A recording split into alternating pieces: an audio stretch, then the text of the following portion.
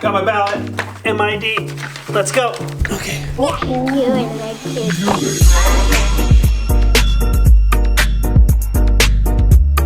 Okay, I voted. I am officially still in America. I gave the sticker to Isla. Megan special ordered an absentee ballot and then didn't want to use it, so she came to the polls. She actually ran to the polls. It's what, 3 miles? Yeah. And then she almost got denied, but we both voted.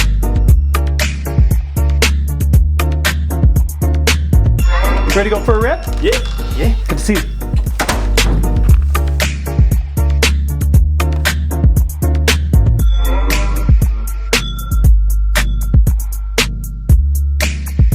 We're going for a ride. I want to talk today about what happens when you post something and it bombs. It's crickets. What do you do? How do you bounce back from that? Strohl here has never posted anything that went crickets, right, Strohl? Right.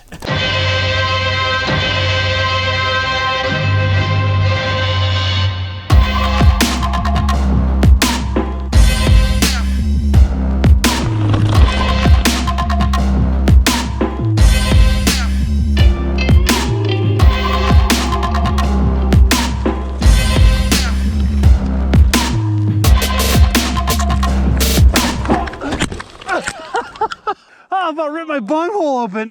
So, we're okay.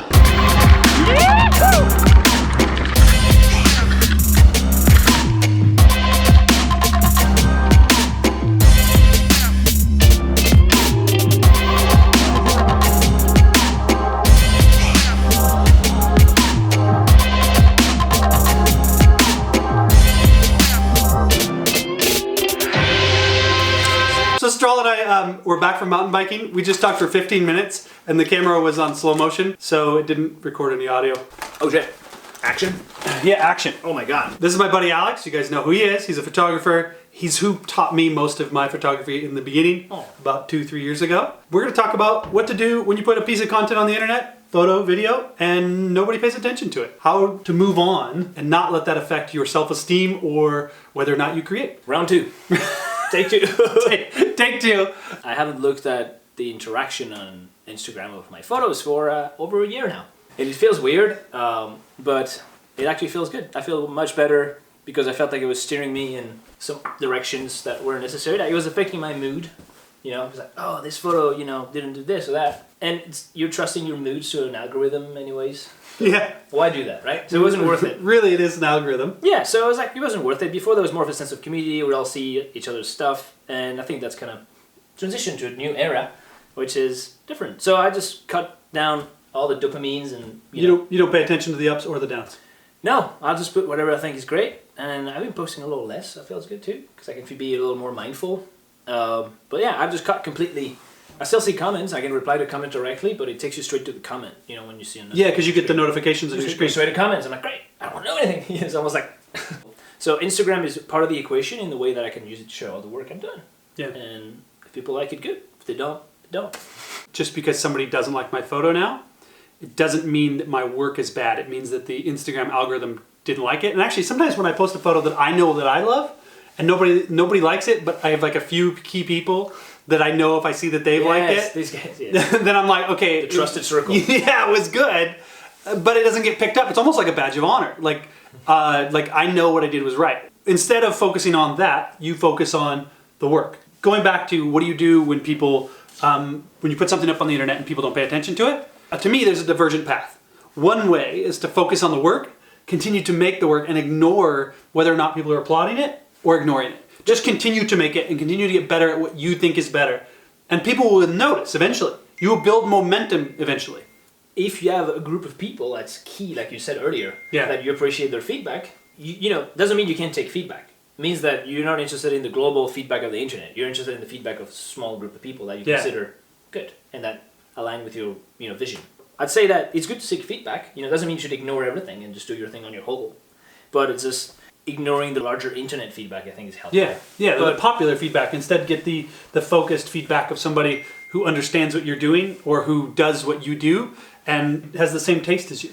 But then, so where I think the path diverges is if you are continually not getting momentum with something, you continually don't feel like your work is good enough, and you continually are unhappy with creating either photos or videos, you should quit.